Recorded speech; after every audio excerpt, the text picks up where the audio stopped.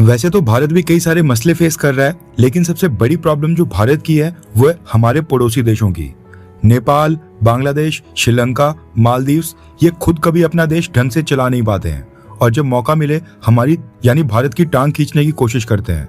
कैसे भारत से पैसे ऐंठे जाएं या भारत के कंधे के ऊपर अपना फायदा निकाला जाए। नेबरहुड अगर अच्छा हो, सभी देश अगर डेवलप हो रहे हो, इन्वेस्टमेंट आ रही हो, टूरिज्म बढ़ रहा हो, तो अपने आप पड़ोसी देशों को भी फायदा होता है। लेकिन ये कभी नहीं सुधरेंगे और उल्टा भारत को अपने साथ डुबाने की कोशिश करते रहेंगे। अब एक और भारत के पड़ोसी देश ने कहा है कि वो भी भारत के साथ अपने डिस्प्यूट को सॉल्व कराने के लिए थर्ड कंट्री यानी तीसरे देश से मदद देने के लिए जाएंगे। इसके बाद जापान के डिफेंस मिनिस्टर ने क्वाड को लेकर एक प्रपोजल दिया है, जिसके ऊपर अमेरिका से लेकर Bharat, Australia and even China के अंदर भी डिस्कशन की जा रही है। इसके अलावा भी काफी सारी इंपॉर्टेंट अपडेट्स आ रही हैं जो आपको बाकी न्यूज चैनल्स के ऊपर देखने को नहीं मिलेंगी, इसलिए वीडियो को एंड तक देखिएगा। सबसे पहले बात करते हैं क्वाड के बारे में, जो एक बार फिर से डिबेट का विषय बन गया है, क्योंकि जापान के डिफेंस मिनिस्टर शिनजीरो कोइजुमी ने शांग्री-ला डायलॉग में क्वाड को लेकर एक ऐसी स्टेटमेंट दी है जिसके बाद ये सवाल उठ रहे हैं कि क्या क्वाड को नेक्स्ट लेवल के ऊपर लिया जा सकता है या फिर नहीं। रेफरेंस के लिए आपकी स्क्रीन के ऊपर आर्टिकल का स्क्रीनशॉट है।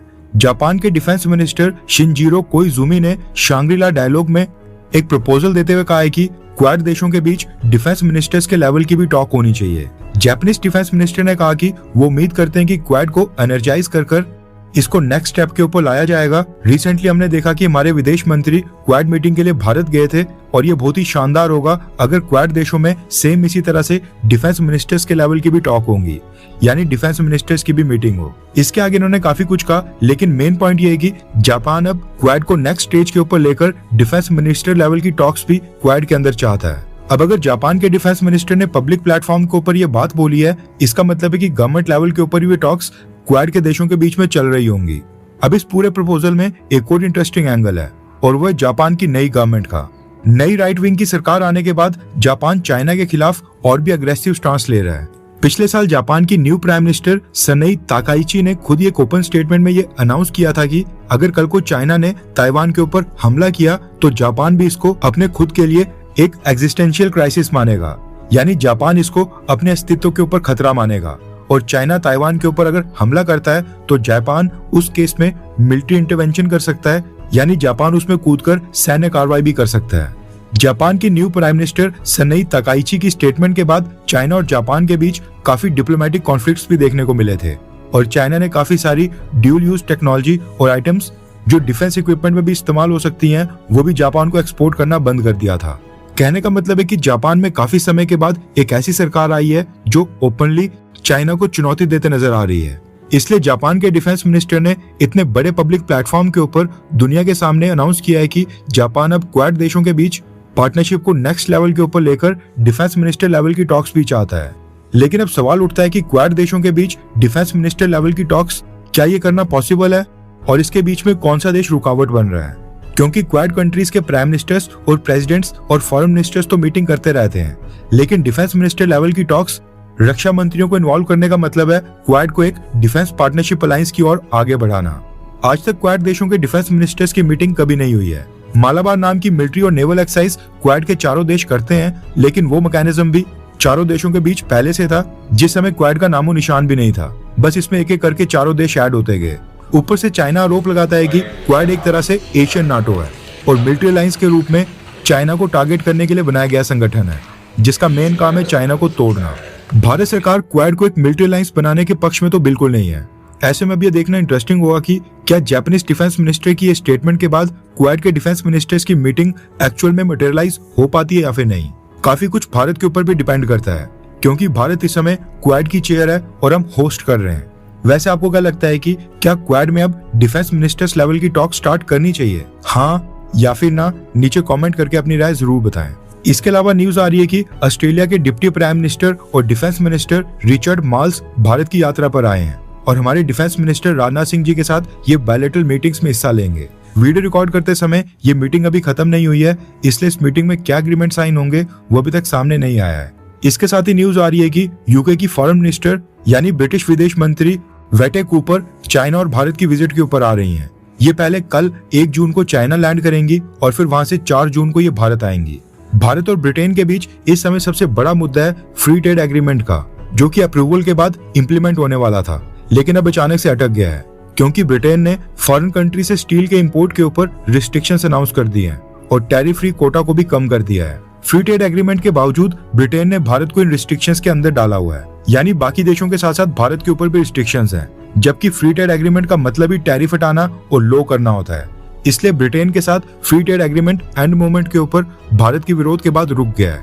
भारत मांग कर रहा है कि ये स्टील सेफगार्ड्स और रिस्ट्रिक्शंस भारत के ऊपर लागू नहीं होनी चाहिए या इसमें भारत का कोटा घटाया ना जाए, जितना कोटा भारत को पहले मिलता था उतना ही रहे, ये कहना है भारत का।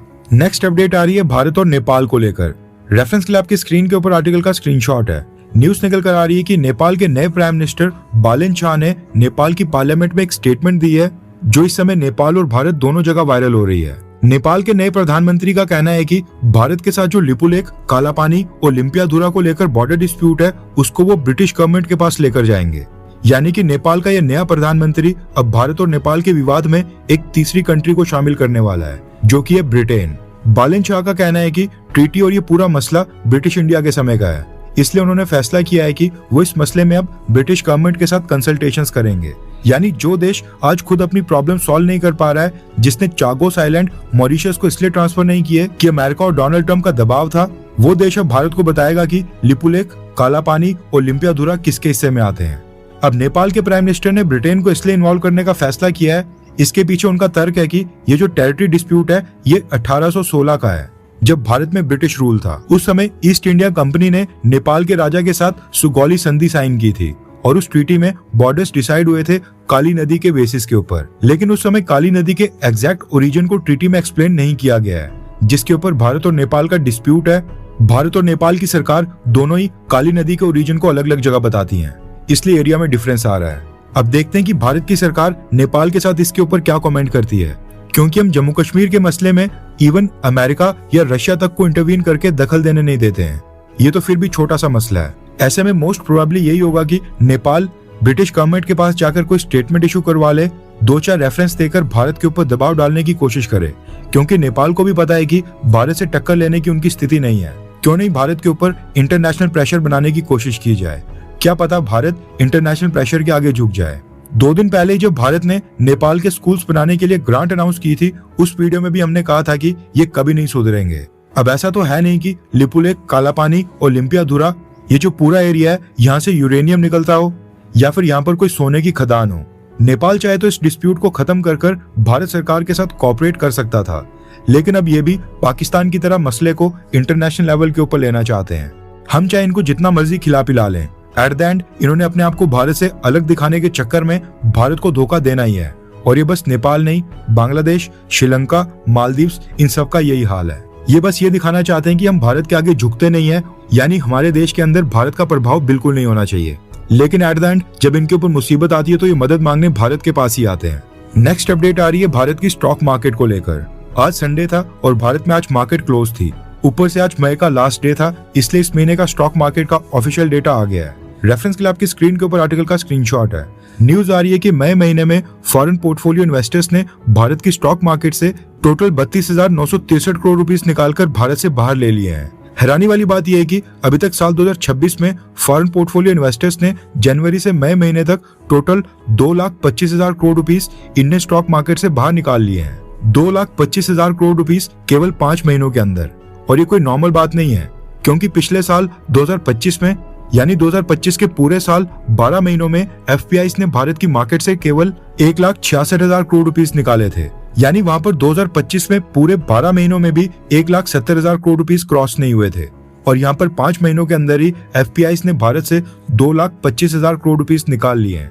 और इसका सबसे बड़ा कारण है आर्टिफिशियल इंटेलिजेंस का जो दूसरी कंट्रीज में बूम आ रहा है। वो न सिर्फ भारत बल्कि दुनिया की सभी मार्केट से पैसा रोटेट होकर उन देशों की मार्केट में जा रहा है जहां पर आर्टिफिशियल इंटेलिजेंस के सॉफ्टवेयर और हार्डवेयर से जुड़ी कंपनीज हैं। और आर्टिफिशियल इंटेलिजेंस के सॉफ्टवेयर अमेरिका के पास हैं और चिप्स और हार्डवेयर ताइवान, साउथ कोरिया और जापान जैसे देशों के पास हैं, जिसकी वजह से एफपीआईज पैसा रोटेट करके इन कंट्रीज के अंदर डाल रहे हैं। ऊपर से जो बाकी कसर थी वो हमारे कमजोर होती इंडियन करेंसी ने भी कर दी है, जो कि ईरान वॉर के बाद लगातार नीचे गिर रही है। वैसे भारत की आर्थिक स्थिति को देखकर आपको क्या लगता है कि क्या भारत को अपने फाइनेंस मिनिस्टर को बदलना चाहिए या फिर नहीं? इसके ऊपर आपकी क्या राय है?